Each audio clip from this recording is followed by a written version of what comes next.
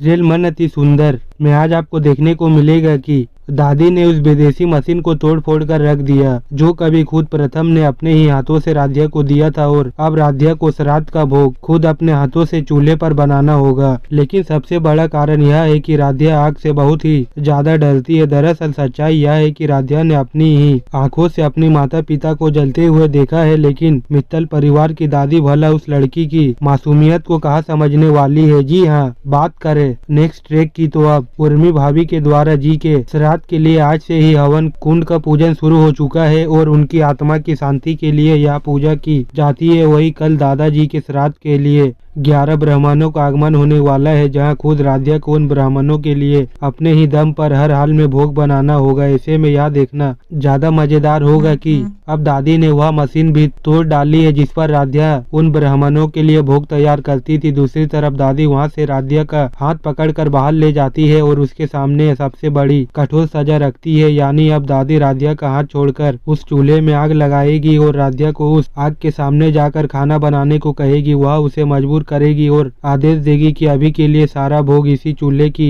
मिट्टी और लकड़ी से तैयार करो। वही उर्मी दादी की इस राह को देखकर काफी खुश होती है, लेकिन इन्हें यह नहीं पता कि अब प्रथम खुद ही राध्या की परवाह करने लगा है। इसीलिए यह देखने को मिल सकता है कि प्रथम ही दादी को समझाने वाला है कि राध्या आग के पास जाकर खाना नहीं बना सकती। तो दोस्तों, इस बारे में आपका क्या ख्याल है? दादी के माल जैसे ही राध्या को प्रथम ने बचाया, दादी का गुस्सा सतवे आसमान पर पहुंच गया। दादी ने राध्या का हाथ पकड़कर उसे उस लहकती आग के पास ले जाना शुरू कर दिया ताकि जबरदस्ती उसने खाना बनाना सके। लेकिन जैसे ही राध्या ने उस जलती हुई आग को देखा, उसका चेहरा सफेद पड़ गया। डर से कांपते हुए उसकी आंखों से आंसू झरझर बहने लगे। राध्या की शिकायतें सुनकर प्रथम अपने आप को और कंट्रोल नहीं कर पाया। वह जोर से चिल्ला उठा, बस दादी, अब और हमसे नहीं होगा। आप राध्या को इतना टॉर्चर करना बंद कर दीजिए। पूरा घर सन्न रह गया। दादी हैरान से प्रथम की तरफ देखने लगी। राध्या रोते हुए भागकर प्रथम के गले लग गई। प्रथम ने भी उसे कसकर अपनी बाहों में भर लिया और प्यार से चुप कराते हुए उससे अपने कमरे तक ले गए। कमरे में पहुंचकर वह राध्या को समझाने लगा, डर मत राध्या, अब मैं हूं ना तुम्हारे साथ। दोस्तों, आगे क्या होने वाला है उससे पहले अगर आप अभी तक अपने इस वीडियो को लाइक नहीं किया है तो जल्दी से लाइक कीजिए और हमारे चैनल पर नए हैं तो हमारे चैनल को सब्सक्राइब कीजिए। क्या दादी को सबक सिखाना चाहिए या नहीं? इधर जब प्रथम राध्या को कमरे में मना रहा था, उधर दादी को एक अजीब सी बेचैनी होने लगी। रजनी ने दादी को समझाने की कोशिश की कि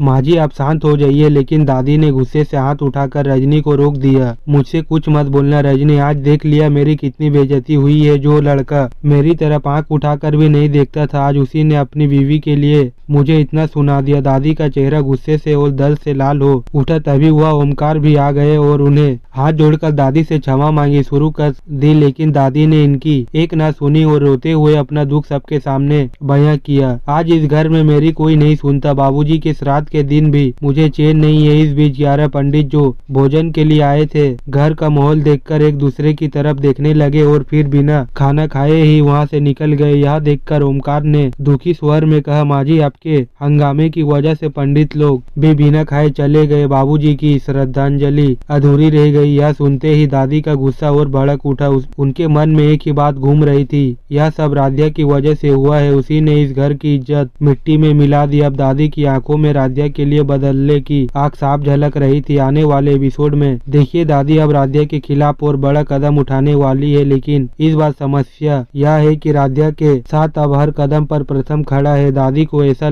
प्लान बनाना होगा जिससे सांप भी मर जाए और लाठी भी ना टूटे।